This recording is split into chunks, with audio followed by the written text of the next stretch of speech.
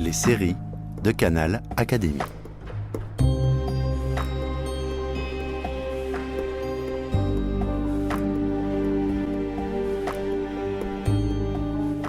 Alice Guy et l'invention du 7e art.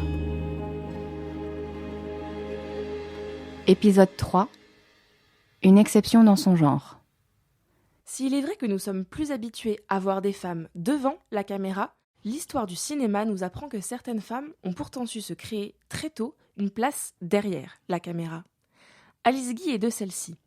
Pionnière du cinéma, à la fois réalisatrice et productrice, elle a une carrière et un parcours exceptionnels.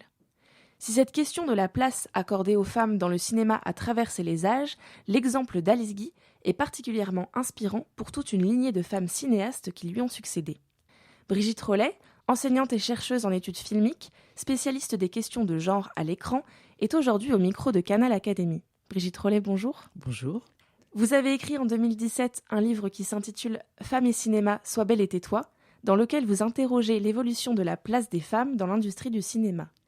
Si Alice Guy est une des premières femmes à exercer pleinement cette profession de réalisatrice, elle le fait dans un contexte tout à fait particulier, puisque le cinéma, à cette époque, n'est pas encore une industrie.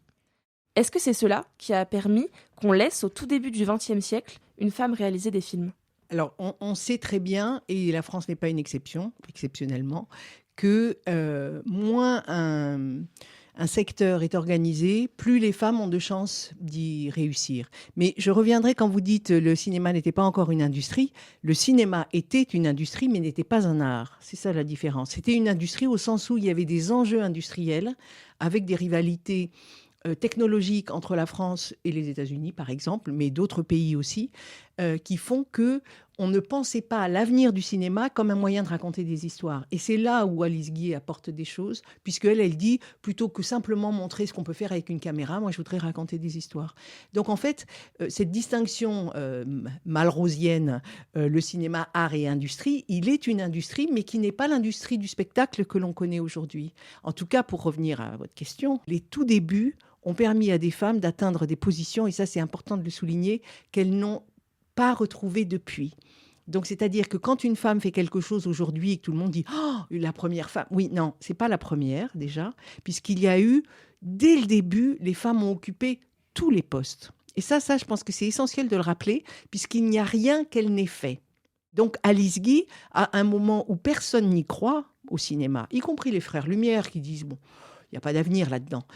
Personne n'y croit, donc, parce qu'il y a vraiment un rapport de cause à conséquence, les femmes trouvent une place. Aux États-Unis, il y a aussi toute une population de juifs, pas seulement d'Europe de l'Est, mais d'Europe en tout cas, qui vont y chercher leur chance, alors que dans d'autres domaines, il y a des obstacles à les intégrer dans des professions plus traditionnelles. Donc c'est vraiment un moment, une espèce de parenthèse enchantée qui permet aux femmes et à d'autres groupes dominés d'intégrer, puisque personne n'y croit. C'est à partir du moment où les choses deviennent un peu plus, comme elle dit, Alice Guy, rentables, que là, pour elle et pour beaucoup d'autres, la situation et les développements s'arrêtent.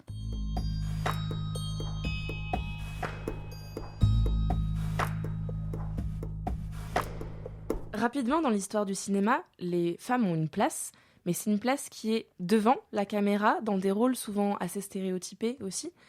Est-ce que c'est ça qui rend Alice Guy exceptionnelle? Est-ce que c'est d'avoir été derrière la caméra? Comme son arrivée derrière la caméra correspond au début du cinéma, mais vraiment au tout début, c'est-à-dire que si on prend, alors il y a des désaccords sur la date de naissance, est-ce que c'est 95 comme on le décrète en France ou 91 comme on le dit aux États-Unis, mais quoi qu'il en soit, ses débuts à elle sont contemporains de l'invention.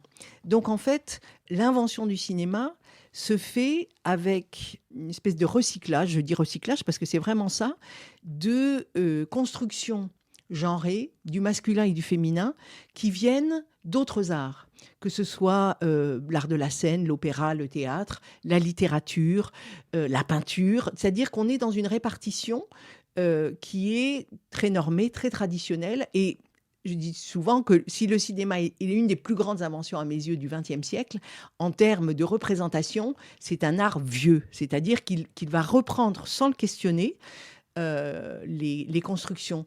Alors qu'Alice Guy, elle a un regard dans sa façon de mettre en scène ces personnages féminins, qui est un peu différent. Déjà, ils sont beaucoup moins sexualisés. Si vous pensez à la première vamp, Theda Bara, très vite, il y a cette érotisation du personnage féminin, alors avec toujours l'opposition, la vierge et la putain, entre guillemets. C'est-à-dire vraiment cette opposition quasi biblique ou chrétienne.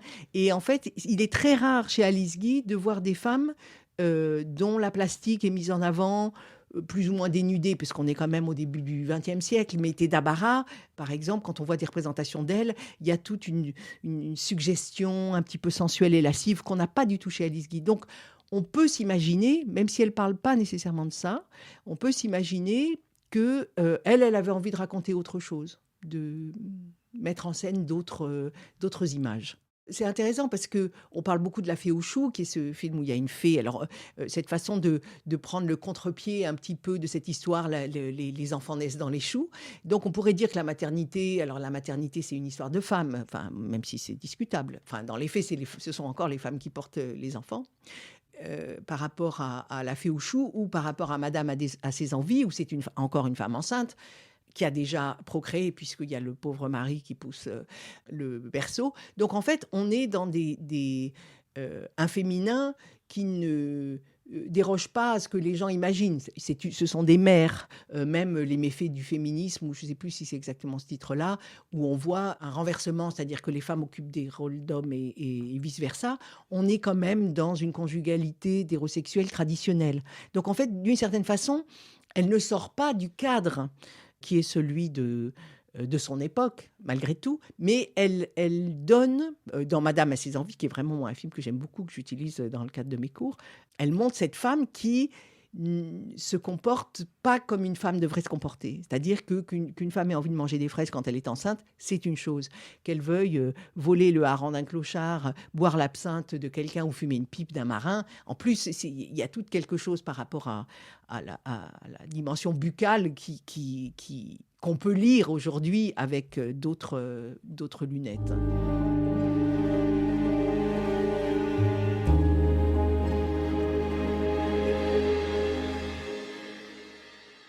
Il est très difficile de s'extraire du cadre normatif qui fait qu'on s'attend, quand on voit un personnage masculin ou féminin, on s'attend à ce qu'il se conduise de telle ou telle façon. Il y a un film que j'aime beaucoup dans sa période américaine qui s'appelle Algie the Minor, le mineur Algie, c'est son nom. Et c'est un homme très efféminé qui arrive dans une petite ville. Donc, on a tous les codes visuels du western, si ce n'est que cet homme-là ne se comporte pas du tout comme les autres hommes qui sont vraiment la virilité un petit peu archaïque et classique. Et donc, elle questionne d'une certaine façon, puisqu'en mettant ce personnage... Alors, on peut dire, oui, c'est vraiment le stéréotype de l'homme efféminé, mais en tout cas, ça lui permet de questionner le masculin. C'est quoi la norme? En introduisant, on pourrait dire un trouble dans le genre, c'est totalement anachronique et j'assume, autour du genre du western et des codes virilistes qui y sont associés. Mais se détacher des stéréotypes est quelque chose d'extrêmement compliqué, parce que même si on se détache des stéréotypes, on se définit par rapport à eux. Moi, aujourd'hui, je dis, oublions les stéréotypes, essayons de construire autre chose. Et on pourrait dire d'une certaine manière qu'elle n'est pas en train de vouloir nécessairement tout changer, ces stéréotypes, mais elle impose d'autres images. C'est-à-dire qu'une femme enceinte qui fait ce que fait Madame à ses envies, j'ai du mal à imaginer en littérature, à l'opéra ou au théâtre, même dans les farces les plus burlesques, un personnage féminin qui se conduit de cette façon-là. Parce que la maternité est associée. La maternité, en plus, est rarement associée à la comédie. Il y a une espèce de sacralisation de la mère qui rend la maternité difficilement sujet d'humour. Et donc, en fait, on ne peut pas dire qu'elle est dans le stéréotype « les femmes ont des envies quand elles sont enceintes », mais on pourrait dire, à juste titre, qu'elle en fait complètement autre chose.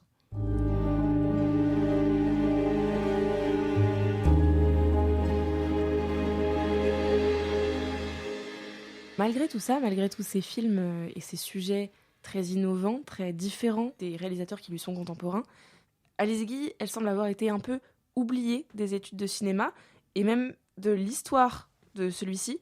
Pourquoi ? Alors déjà, de façon générale, les femmes ont beaucoup de mal à s'imposer et à rester dans l'histoire, dans tous les arts. C'est-à-dire que, quel que soit le domaine, on va dire, il y avait cette question fameuse de Linda Nochlin dans les années 90 qui était « Pourquoi n'y a-t-il jamais eu de grandes femmes artistes ?» Et en fait, il y en a eu. Dès lors qu'on commence à regarder, à chercher, mais c'est toute la difficulté de savoir qu'est-ce qu'on cherche et où est-ce qu'on cherche, on se rend compte qu'il y avait des femmes qui exposaient, Artemisia par exemple, pour prendre un exemple ancien dans un autre art, il y a toujours eu, les femmes ont toujours créé. Les femmes ont toujours travaillé pour le cinéma, et elles ont toujours créé dans les autres arts. Après, c'est la question de la visibilité. Mais même celles qui étaient visibles, qui ont reçu des prix, qui étaient célébrées de leur vivant, enfin, j'ai beaucoup travaillé sur Jacqueline Audry, qui est la plus prolifique au monde des cinéastes, qui est une réalisatrice française, et qui a complètement disparu. Parce que de façon totalement inconsciente, l'idée, c'est que les grandes inventions, les grands mouvements littéraires ou autres, picturaux, ce sont des hommes qui les initient. Et donc, éventuellement, les femmes, elles suivent. Et aujourd'hui, et ça, s'il y a une avancée aujourd'hui, c'est celle-là, c'est on commence à questionner ça et se dire, avant tel grand peintre, il y en a eu d'autres qui avaient déjà modifié, qui avaient déjà introduit telle ou telle chose. Et ça, Alice Guy, pour ça, illustre à la perfection cette invisibilisation progressive des femmes dans les arts. Il me semble qu'aujourd'hui, Alice Guy pourrait être plus visible, pas seulement un jour pour fêter son anniversaire, son 150e anniversaire de naissance, mais que, par exemple, dans les écoles de cinéma, on donne à voir. Alors, on peut accéder aux films sur Internet, on voit un certain nombre de choses. Gaumont a sorti des films également, mais ce serait bien de donner à voir ce que c'était qu'une femme qui faisait du cinéma à son époque. Comme les films de Lois Weber, comme les films de Mabel Normand, comme toutes celles qui faisaient du cinéma à son époque. Ça me semble indispensable pour voir qu'à l'époque de Méliès, il y avait aussi une autre façon de faire du cinéma. Eh bien, un grand merci Brigitte Rollet de nous avoir ouvert à tant de questionnements autour de la place des femmes dans l'histoire du cinéma. Merci.